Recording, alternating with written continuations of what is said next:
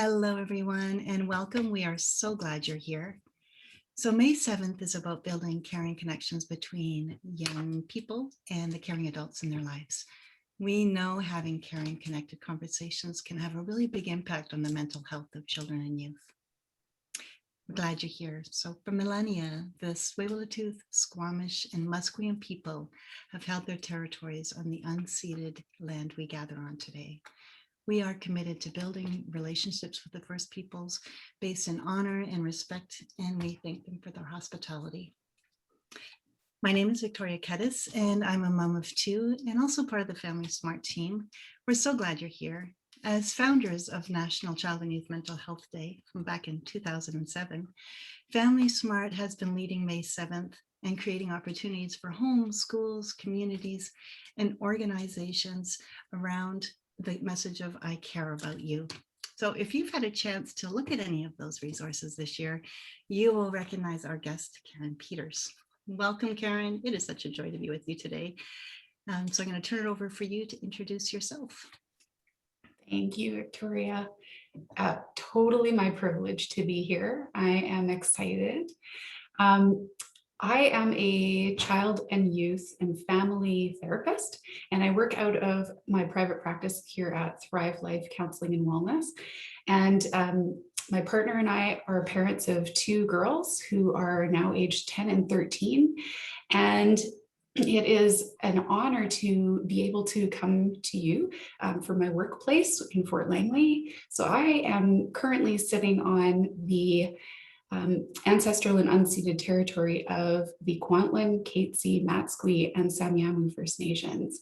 And it's always a privilege to be working from this space. So thanks for having me today. You're welcome, Karen.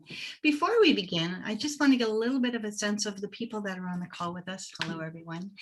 So if you can take a moment, Brinley is going to put up a poll for us and just answer so we can get a sense of the ages of people that have shown up. What are the ages of the children that have brought you to our conversation together today? So take a moment to answer that poll and then we'll carry on. Wow, here's a fast. Yeah. I know there's a lot of carers who might not be in the role of parent. So whoever you're working with, the kids you're working with, would love to see that represented there too. Great.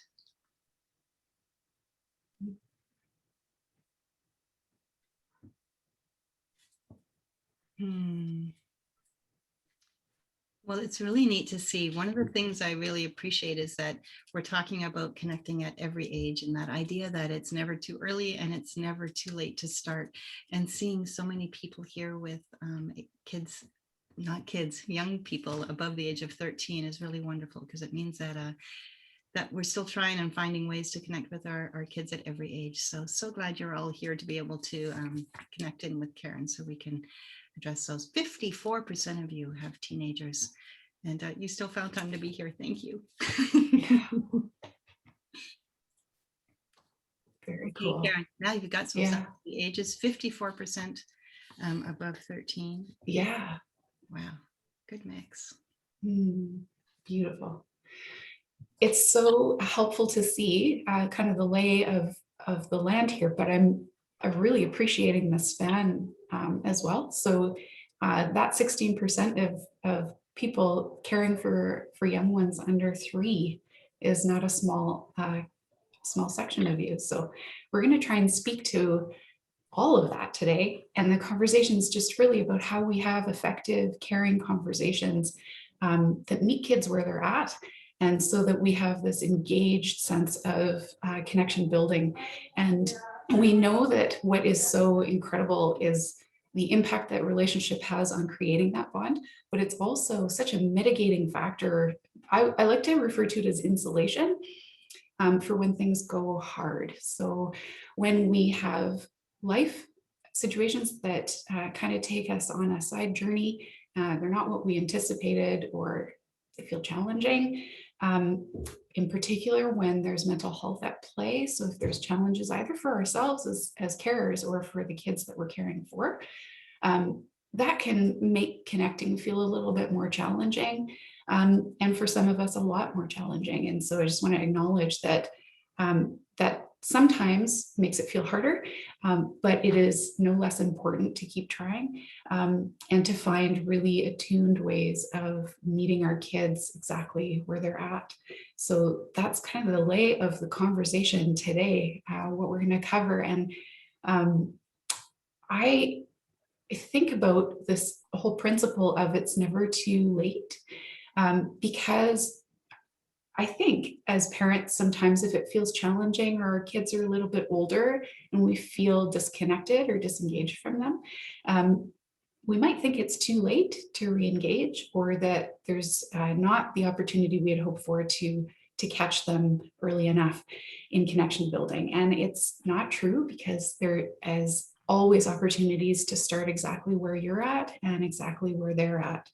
So my hope in part for today is that that message is clear, that it's never too late to keep trying, and it's never too early to start. So with that in mind, I would like to talk about what connection can look like through the avenue of play. When I was trying to think of how do we talk about connection in a way that's meaningful, that goes from right at birth into older adult years. And the way I think of that is how we play.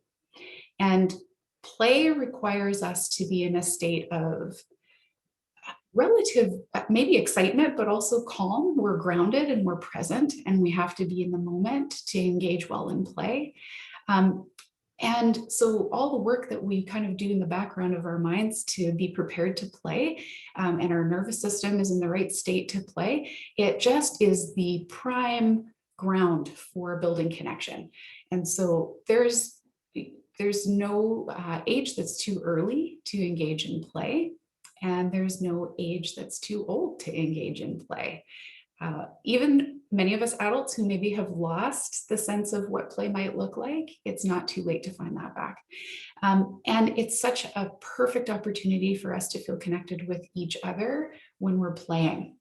So I think the only difference is that the way we play changes. So the rules of the game, so to speak, change when you're really engaging with a really young child, than they do when you're maybe playing with a child who is a tween or a teen. And what does play look like as adults? So it might look different, but the play never gets old. So that's the conversation today that I'm excited to have with you.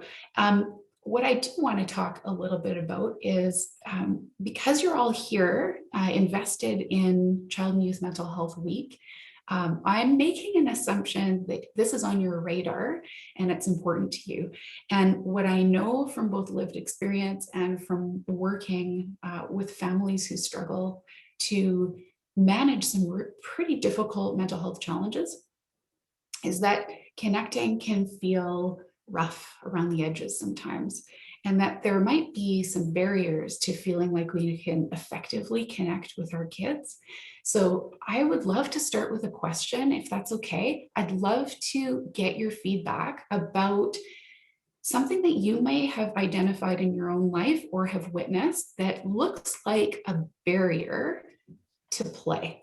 What's gotten in the way of being able to play effectively? I'm curious what you'll come up with. I can, off the top of my head, I know I could probably rattle off about 10 things that get in the way of me being able to feel like I can engage in play. Time commitments, time, anxiety, Yeah.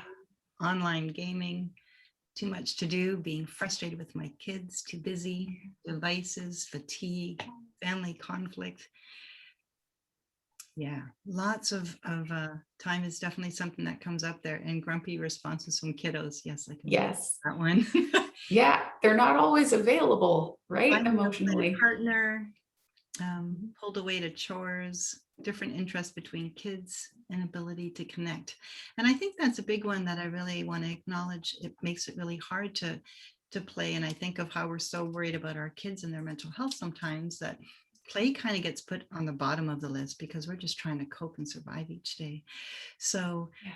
I'm really glad that someone's taken the time to say that it's really hard when there's so much big going on to really stop and be with our children in a fun, playful way and get out of our heads around the things we have to do to get through the survival of each day to try and make time for that play. So we'd love to hear your thoughts on that. And not knowing what play means to them anymore, I think is a really great comment. Thank you for that, Ruth, because it's different at every stage and age. So I'll leave that with you. That's a great one to kind of talk through for a bit. I think not knowing what's going to be effective or meet our kids where they're at is a common question, because we are constantly changing. So as adults, our interests don't stay the same. Moving through time together is so important. So it's evolving. And I think if we remember that from a framework of everybody's constantly changing, growing and developing, we don't hit 18 and then stay static. Across the lifespan, the things that make us come alive might change. And so part of playing well is feeling alive, feeling creative, feeling compassion, feeling connected, and just feeling grounded and centered. So to be able to do that when you're 3 years old does not look the same when you're 5 or 6. So I can identify that. I remember feeling like parents are always in a study position. We're always researchers. So we have to sit back and take a bit of a broader view on a day-to-day level. So it's not just a checking in every few years about how our kids have changed or how we've changed, but it's really a moment-to-moment, day-to-day experience of what interests them, what gets them excited, what gives them that spark. You know, when your kids look at you and they just, that's there, right? The eye contact, that got their attention. It makes me think of when my kids were young, how important the purple cup was. I don't know why, right? And it was a moving target. So I would make sure that the purple cup was always available, but the next day now it was the favorite color was the pink cup or the blue cup. And it was so important to them that they had that color cup. And as annoying as that was for me as a parent, because I could never keep on top of it, it just signals this idea that our kids are experimenting in the world and they are exploring their interests and their loves. And they learn through that. And so instead of us having this hyper focus as parents on controlling behavior and trying to really intentionally teach in every moment, I've learned to realize how much happens more organically in play and how we can take a step back and just take the observer role. That gives us way more data, I think, than anything else. So when I'm watching for the toys that my kids gravitate toward, the experiences that bring them the most joy or sometimes challenge, but they thrive from, it's not overly frustrating. Those are the places where I think the intersection can happen, where our needs meet their needs. So the thing that I think is kind of the key or the method to that is what we would call attunement. Which is really just, there's a part of me that can sense something that's happening for you. And that's where connection can grow. When I respond to the needs that you're displaying, maybe not speaking to, so if my child doesn't have the language skills yet, I have to be watching their behavior and I have to be watching their signals and their mood. And if they turn away from me when I'm talking with them, or if they turn toward me. And all of that is data for us as carers to know where our little windows are of being able to enter into a state of play with our kids. So I'm going to ask another question, if that's possible. I'd like to ask the question, as a parent or an active carer in the lives of a child or children, what is your current favorite way to connect with your kids at their age and stage? So what do you love to do? What do you see that works right now for you? It's great. I've been seeing lots of things roll in even as you're talking. So Oh, one nice. comment to start was kids are so much more calm when we play with them. Someone said, Ah, my experience, 13 years older, talking about what they want to talk about. It's all about them. We are not the focus. hmm. Play with my 16-year-old looks like driving along the ocean, chatting, or just being together to see if she talks. Getting a drink for the drive, listening to her music, staying open and holding space. It Beautiful. seems to be a Yes. big connector when I see a couple of comments about guitar, music as a connection. As a Yeah. parent, what is your favorite way? Thanks for asking the question. Love that we don't need to be teachers for our kids all the time and instead Mm. be observers. How true is that? Yes. Yes, I wish I would have known that much earlier in my children's Me too. Me too. Yeah. music and dancing, music. I invited my son to teach me one of his games. It was hilarious. I was terrible at it. Thank you so much for sharing that. That's great. Walks and talks, musicals, baking, talking about their interests, going for a walk. And what I love about all of these things is that none of them are things that we have to spend money to do. They're just engaging with our kids and really being there and holding space for them. Jigsaw puzzle. Yes. That's great. Yeah. Yeah. Some Cooking awesome together. suggestions.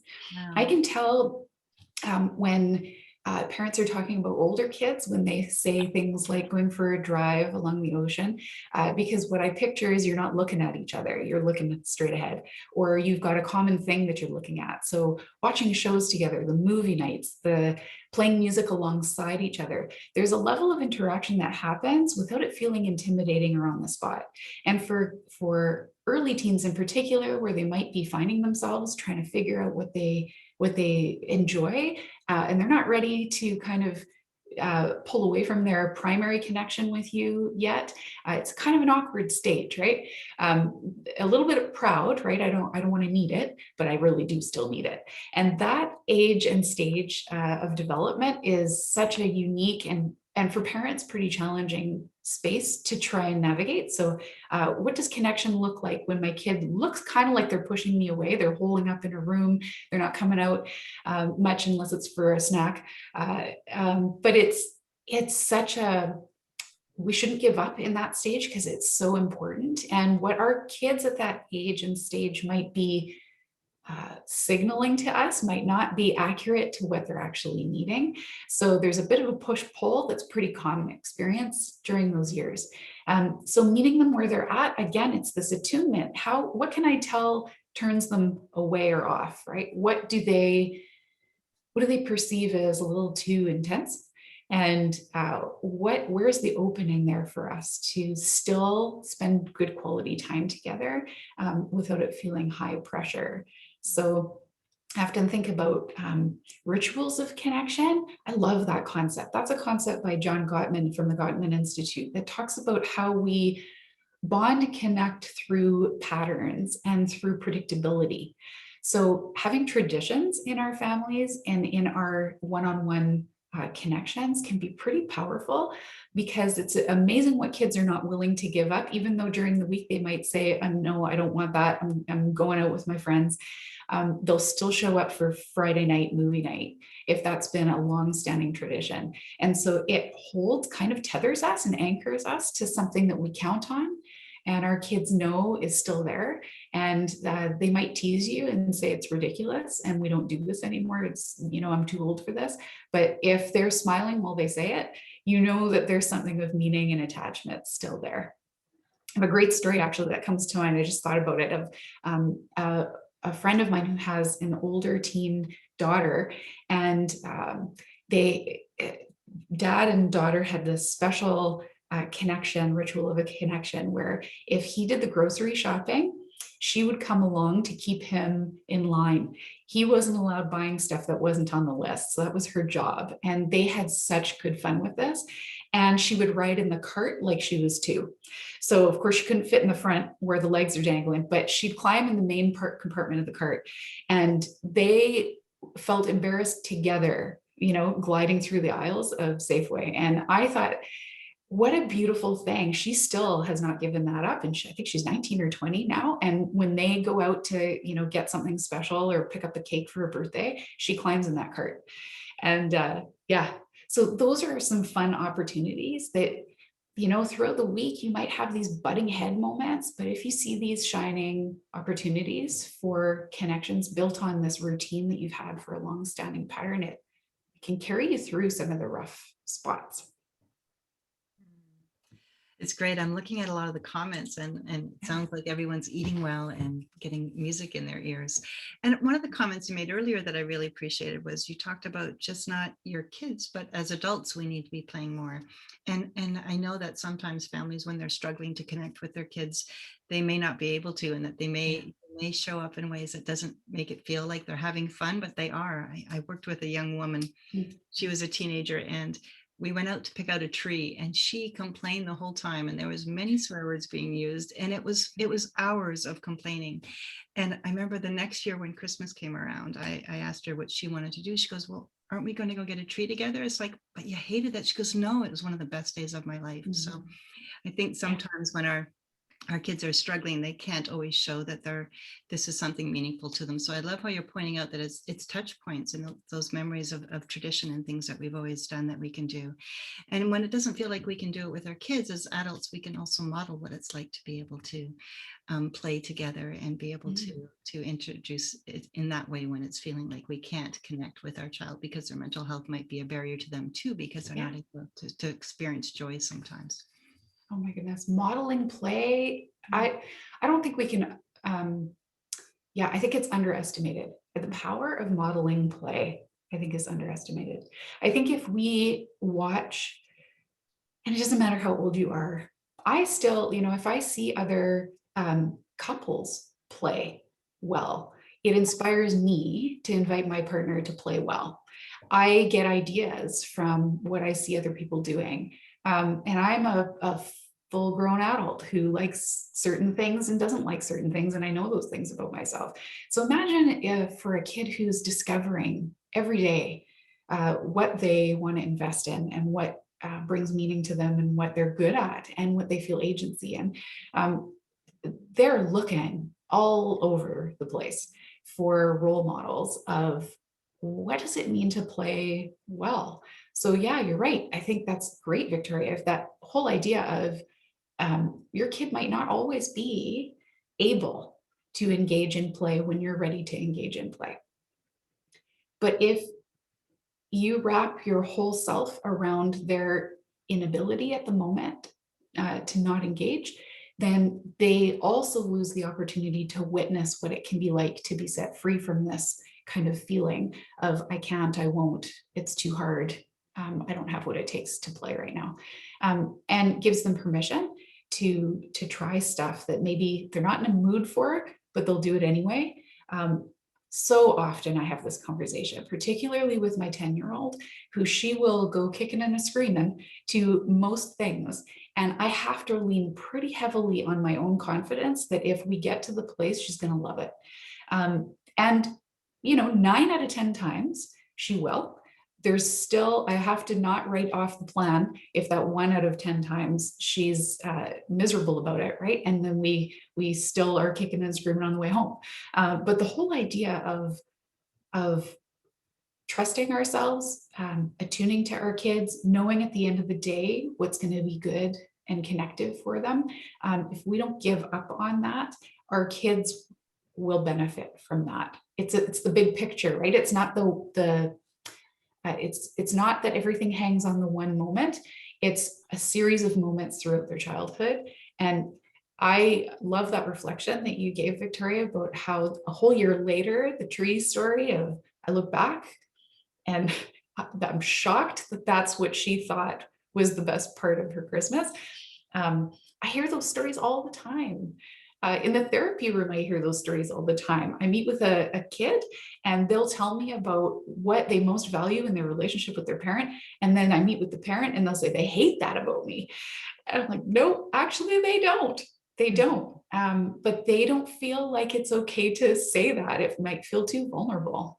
But yeah, Thinking of that, planning's hard. One of the things, a comment someone has made, it said, sneaking in positive character traits, I guess this is for play, about what really makes a difference from what I have noticed. Example, while watching sad news story, you can say, I notice how compassionate you are when you see someone else's suffering. You're going to be a really great dad one day. Then walk away as if you didn't say anything. It sinks in and you don't feel like they don't feel like they've been praised. So Yeah. I know that my child, you couldn't say nice things to them. So it sounds almost like she's making a game out of being able to give them messages. Sneaky. I love it. Yeah, compliment ninjas. We just like, there you go. Yeah, we just slip them in, right? Yeah, they land more often than we think they do. Yeah. Thank you, Esther. Yeah. I'm just going to check my notes here for a second because I don't want to miss any of our key ideas. Yeah. Oh, repair. Maybe we should talk about repair because we've given some airtime here to recognizing the challenges of connecting. One of the most freeing pieces of information that I have ever heard from another professional who works in this field is that the bulk of close to 80% of attachment is built through repair. Isn't that like awesome? I just think that's like the best news for me. Yes. Because I mess this up all the time as a parent, and I say things that I wish I could take back, and you feel like you can't take back, and they've landed the wrong way, and it's not how I meant them, and I was I was exasperated at the time, and that can be a regular lived experience for parents who are deep in the water of parenting kids with really complex needs. And so this permission to remember that you have not lost the opportunity for building that bond, it can come still after the storm. So if everything just blows up and you find yourself in a position where your inner dialogue is saying, well, you really screwed that up. There's no going back. I guess we'll just have to try harder next time. You're not done your job. You actually have a second opportunity that is connected to that falling apart moment or that storm or that meltdown that has real opportunity for deep connection. And that's the repair. So when I talk about repair, I'm talking about the follow-up that happens that's contingent on the meltdown. So we've fallen apart together. It felt yucky. It didn't go how we wanted. We wait until our nervous systems kind of find their grounding again, and our brains come alive again. We can think, we can see perspective, we can recognize that felt so intense, like that was our whole world during that moment, but actually it's bigger than that. Life is bigger than that. When we are back in that position, we have the chance to go back to our kids and do some reconnection. So if in the moment you felt apart, your kids weren't listening to you, they weren't responding, they weren't able to, they're flying off the handle, you're flying off the handle. And then we come back into conversation. What that looks like is recognizing, oh man, that was hard. We just went through a thing, right? That was a thing. It was big. I'm still coming down from that. I'm noticing I'm really tired. I should probably, have a snack and sit in a calm space for a while, and wondering how you're feeling and how was that for you? And you know what, here's something I'd like to say to you about that. I'm really sad about how that went. And that is reconnection. And you can do that all the way from little to big. So kids who are small, when you have lost your patience or they can't hold it together, when you're back into a calmer state, holding each other is a lovely point of repair and reconnection. When you dedicate yourself to repairing and not just letting the moment go and think it's too late, you are priming them to believe that no matter how anybody acts, they are still loved. So in your eyes, they can do nothing too bad that's going to rupture their connection with you. And that is secure attachment. So if you can pour yourself into repair, your kids are going to benefit, you're going to benefit. It will grow that a sustainable platform for connecting in the future, and it builds. So I would really encourage, that's been life-changing for me to recognize how freeing that is, that if I've messed something up, it's not too late to go back and use that as grounds for connection. Thank you for that, Karen.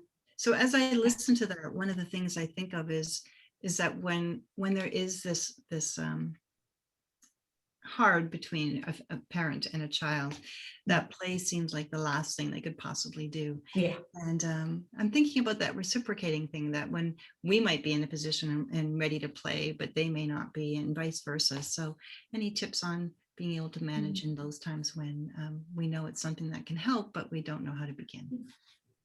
That's a great question. I think play can be spontaneous when people are already in a space, in a headspace of being kind of secure and safe and connected feeling, right?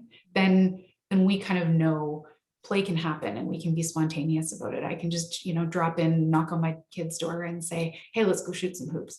I can also tell when that's not going to go well, right? We're knocking on the door when they're feeling like, I need my own space, don't invade my space.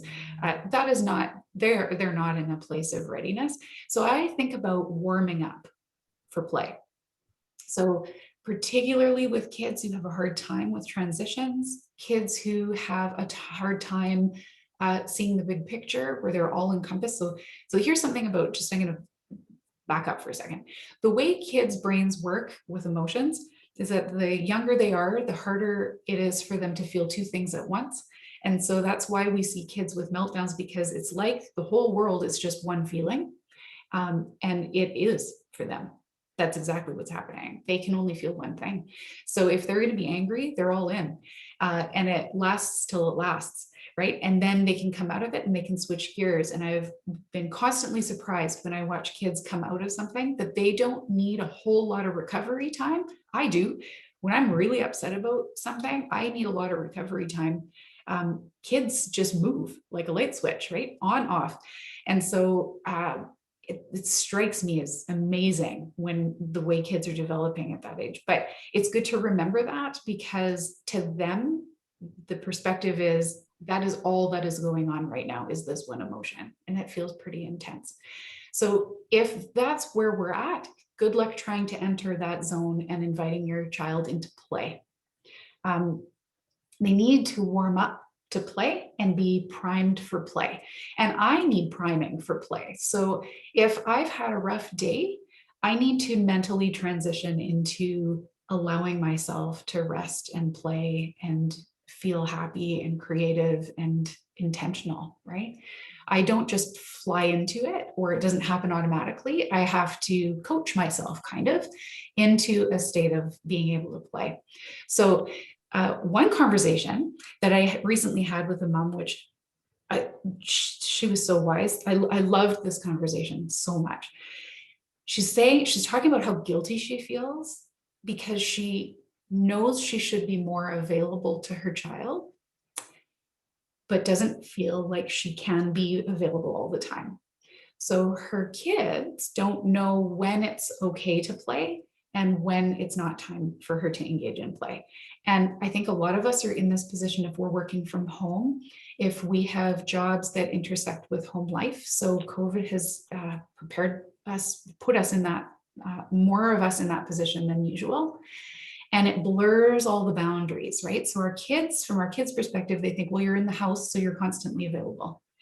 From the parents' perspective, they're saying, no, currently I'm wearing my work hat and I need you to just go entertain yourself. And we have guilt about that because we recognize that that's hard for our kids. But this conversation that I had with this brilliant mom was so beautiful, because she said, what I let myself do was intentionally, instead of like floating around feeling only semi-available all the time, I let myself not be available, and then I let myself be truly available. And the second she could do that, her kids felt satiated. It was enough for them because she was all in. So it wasn't this, I'm always halfway. And that kind of felt like nobody was winning. We weren't really getting enough of what we needed. And she would dedicate time. She said, it's going to be predictable. Every night when we're done eating for an hour, I'm putting my phone away, I'm putting my computer away, I'm putting my work away. I am paying attention to you and I'm following you in play. And she said it took 2 hours of that, just 2 days back to back, 1 hour a day, for both of them to go to bed happy. They both felt like they had what they needed. Her guilt said, it took 1 hour and that was it. But I was really present. And that made all the difference. I thought that was so beautiful. Great. And yes, it's a nice reminder that one action can have a huge reaction for a long time. So thank you for that. Yeah. There's a couple questions in here I just want to bring up if this was like an okay time to do that. Sure. Yeah. At what age are kids able to start feeling and reacting in more than one big emotion? And I'm going to ask another one just kind of attached to that. It says, is it normal for teenagers not to show their anger? She's an introvert, shy, and I have not seen her get angry or throw off stuff. Is that normal? So kind of looking at that emotion mode of what we can address around those things. Yeah. Okay, repeat the first question for me again. At what age are kids able to start feeling or reacting in more than one emotion? Yeah, thank you. Okay. So it varies and it's gradual, right? So I can't say at so many months, this is when it happens. But what I can say is that none of us are born with the capacity to feel two things at one time.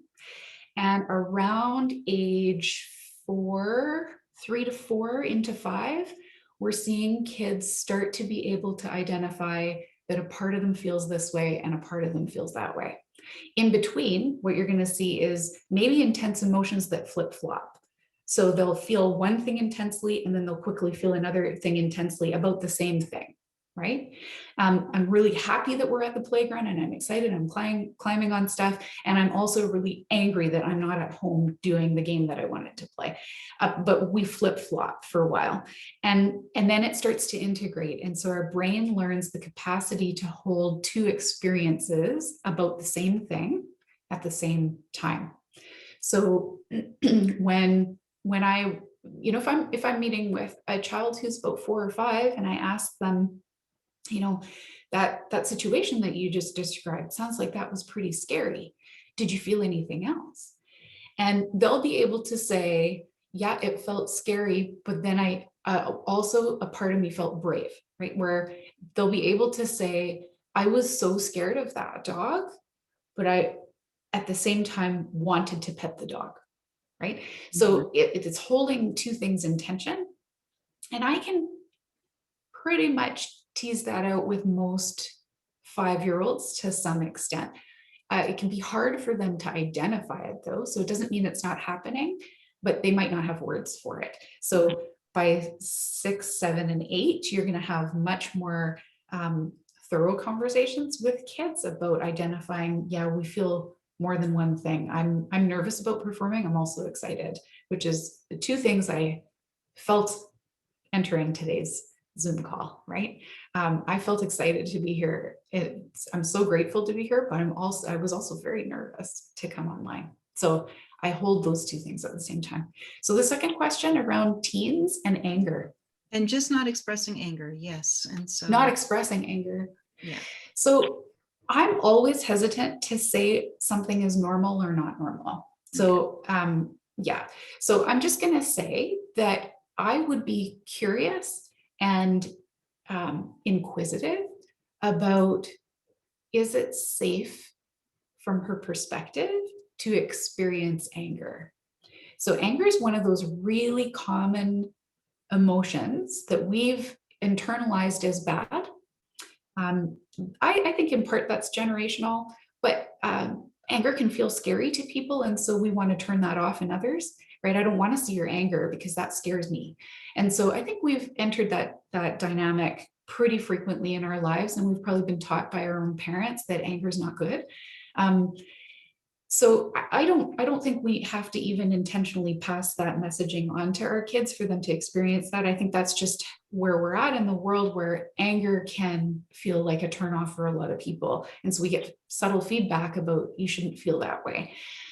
So even just asking about or reflecting your own experience. Sometimes I don't feel like it's safe to say that I'm angry because I don't want to offend anybody, or I don't want to take up too much space. And it's so normal to feel upset. We have a reason to feel angry in the world because there are things to feel angry about.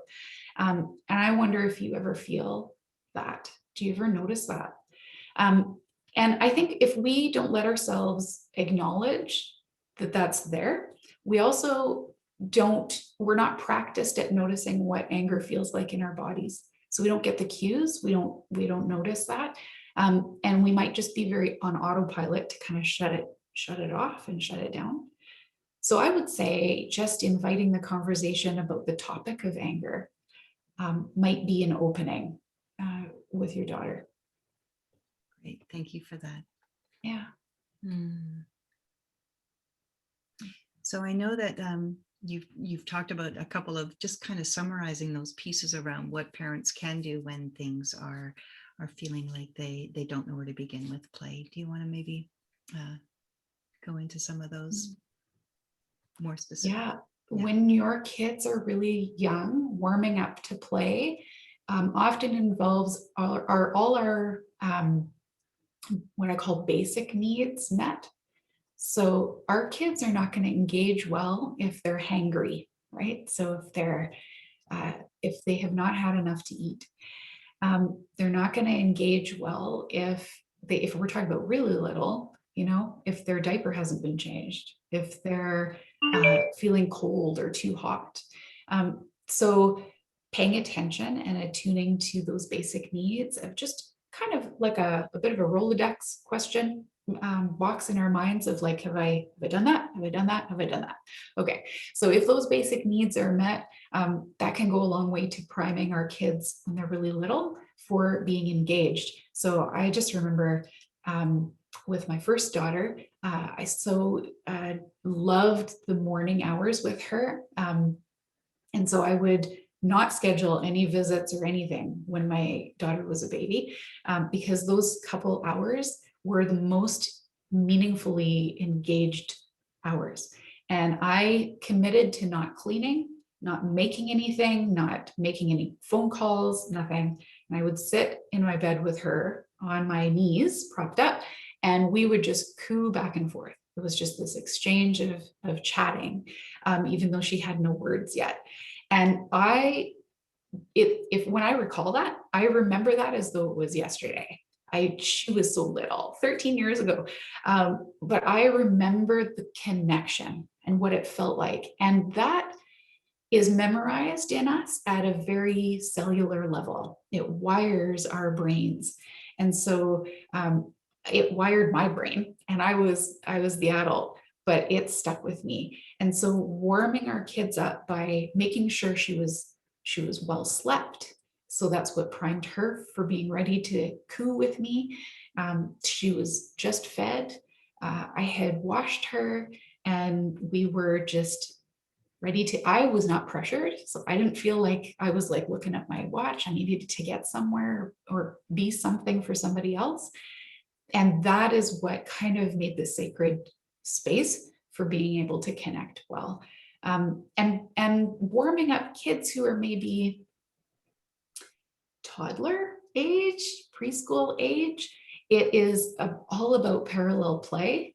So maybe it's about our expectations as parents then, because we are not going to always interact in a reciprocal way. We might play alongside them, and you might wonder, well, they're not really playing with me.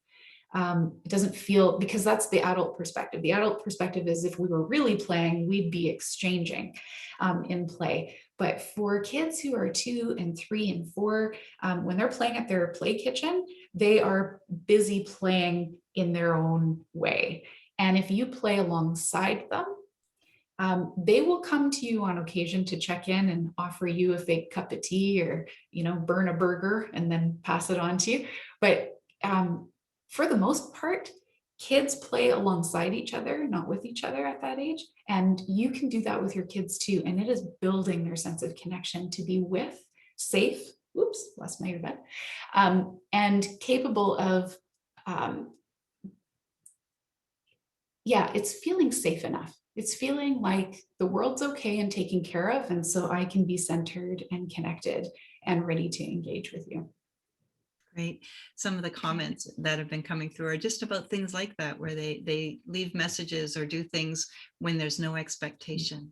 And I think often as parents, we force ourselves to be in the mode to play. So I really appreciate how you're talking about that we too have to be primed to be in that space, and just the grace that we can have for ourselves when we're not, and making sure that we're taking that downtime so that we can then be really present. I think it's really wise wisdom to be able to give ourselves permission to not always be 100% at wanting to play when our kids want to play Monopoly. Yes. I hated it. But Monopoly. I'd find anything else to do. Throw that game out. Never ending money from my fight session. Oh yes. My goodness. Yeah, no so, Monopoly. Just the messages that are coming through, and I see people talking back and forth to one another, and just nice. How nice it is for them to acknowledge, not to try and force things, but to really be able to do this when we're feeling present, that we can be, so that we're authentically with our children and not just going through the motions and not actually being engaged. Our kids know when we feel obligated. Yeah, we know when people feel obligated to be with us, right? It's not a good feeling. So definitely giving yourselves permission means you're giving your kids permission to experience you in a way that says you're here because you want to be, not because you feel like you have to be. You're not doing your time, right? And it doesn't take as much as we think. So I go back to that conversation with the mom the other day, and how she said it was only 1 hour, and it freed me from guilt for 24 hours. Because it's not because I kind of decided 1 hour was enough. It was because my daughter showed me it was enough. I could tell. And the aftermath of that was that she was warmer in conversation with her, and they just felt more settled. The thing happened, and it was good. It's like if we, it makes me think of how attachment is built, that attachment phase of kids who get curious and crawl away from you, but they'll keep looking over their shoulder to see if you're still in the room. This object permanence thing. So if kids crawl around a corner, suddenly you're not there, right? Even though it's like 2 inches further than they were when they could see you, but that just sends this wave of insecurity, and they start to panic and cry. And I think, throughout the age span, we have different ways of doing that. I only want to be away from people for a certain amount of time before I start to wonder if we are truly securely connected. And I want a touch point, right? I want some way of being reassured that we still matter to each other. And in the teen years, when there's more distance, time is distant, so they're off doing other things, and peers tend to be more of a priority, which is really healthy. I'm trying really not hard to stay present in this conversation, so I haven't been reading the chat myself, but I just glanced over and saw like the mailbox in the bedroom or the notes being passed.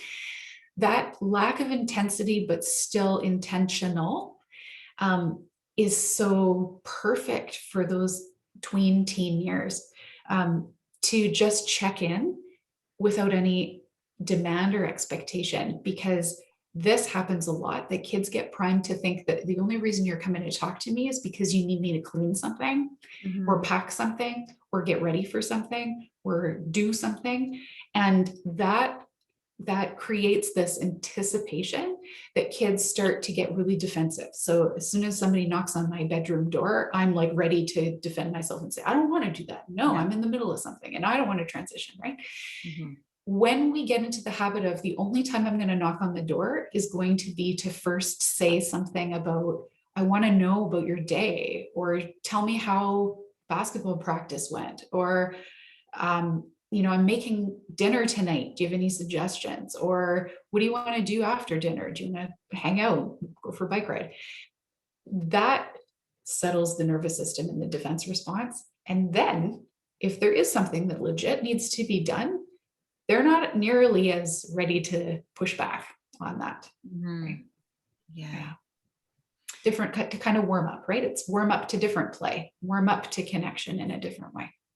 And it's a wonderful reminder to start with those things, because as parents, we are so often action oriented that we want something done. And since our kids aren't coming out to connect with us, that when we are finally going and connect with them, pursue them, thing done that they didn't do.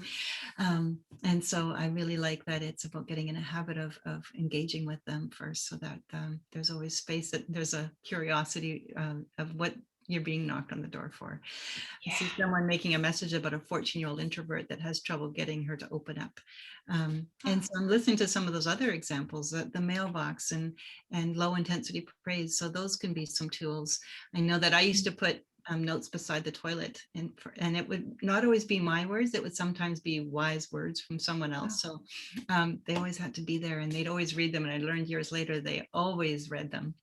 And there's always information I could get across to them without me being harping on them about something or always being in their face. But with those teenage years, we have to do it a little more creatively, because we can't always, and they're not always willing to be in that conversation. So I really thank all of you that are putting these comments in the chat as I read along, that hopefully all of you are getting some insight into things that you can try as well.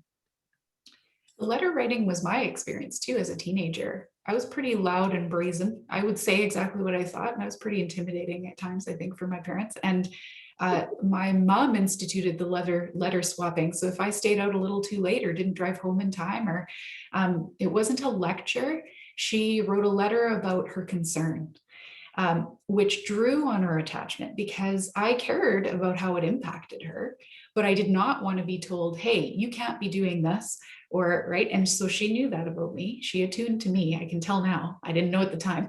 I kept those letters.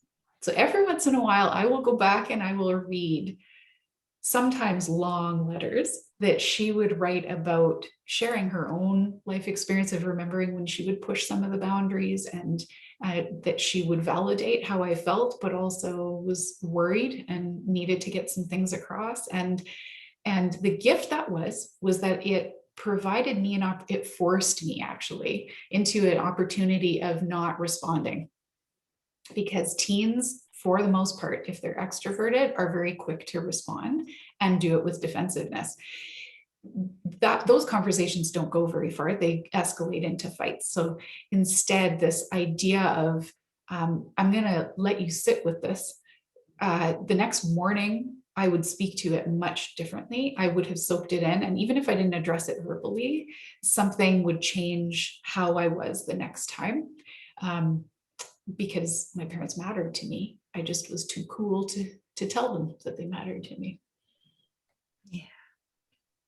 Wow. Well, lots to think about and so many different ideas. And I hope that you've all had a chance to, as I said, look at the chat and some of the things that people are sharing. Karen, as always, your insight into our children and how we can connect with them is so useful. I'm thinking about a tool that you created for May 7th that you can find on our website, but I'm wondering if also the producer here, should we put She just added it there. Perfect. Right.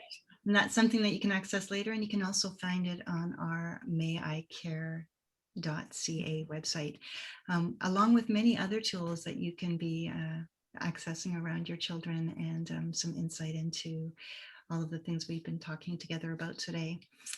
Any final thoughts, Karen, before we get ready to finish up? Parents, I want you to be able to take care of yourselves, give yourselves permission to play, and maybe go home with some fresh eyes today when you look at your kid, and be curious about where you can meet them at today. I know I am. I'm going to go home and I'm going to knock on my child's door differently today. So I'm excited to actually put that into action. Yeah, it was so good to spend time with other parents and other carers today. Thanks for having me. You're so welcome.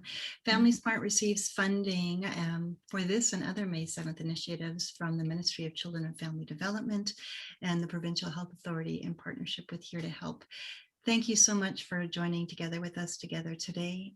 It's been so nice to have you here, to learn with you and from you as I read your messages, and and your insight into what it is to have a child and deal with this conversation around caring connections. Wishing you all a great May 7th. And for those of you who are interested and are able to, we would love for you to hang out with us. We'd like to get a picture of us on a gallery view. And down at the bottom of your screen, again, you'll see that reactions, and you can put a heart onto your screen. So if you're up for it, please join us and stay behind, and our wonderful producer will step in to be able to take a picture. It's been a pleasure being with you together today. Thank you for caring about the young people in your lives and for being here to take a picture to be able to show all that we care about child and youth mental health. Wishing you a great day.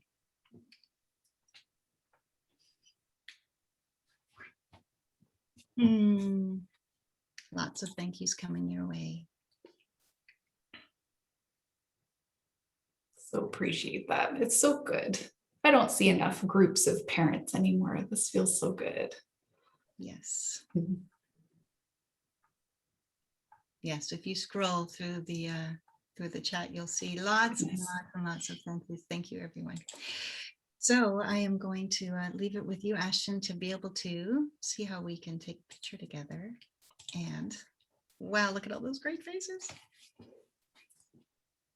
124 of us to share in this wonderful thing.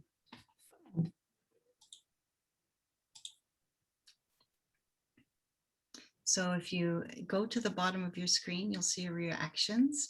And again, if you want to put your little heart in there, the I care. And maybe, Ashton, you can put your voice on. So at some point you can tell us when you're going to take these shots so that we're turning our Yes, heads. our hearts keep disappearing. I want my heart to stay. Should I do a countdown? Yeah, I think we should, because that way we can put our hearts on and we can make sure we're smiling and not like fixing our that'd hair. be great. Thank you. Good. Okay. Everybody shows that they care in 3, 2, 1. Oh my goodness. Yay! I have to scroll. Stay there, scrolling. Oh, so many people. Awesome. Thank you so much. Nice. Okay. Are you done with us, Ashton? We are done. Yeah. Thank you everyone so much. Thank you. Everyone, happy May 7th. Fantastic weekend. Happy Mother's Day. Yes. Thank you. Yes. And to the fathers who support those mothers, thank you. Hey, Kelly, up in the corner, May 7th, creator. Yeah. Thank you.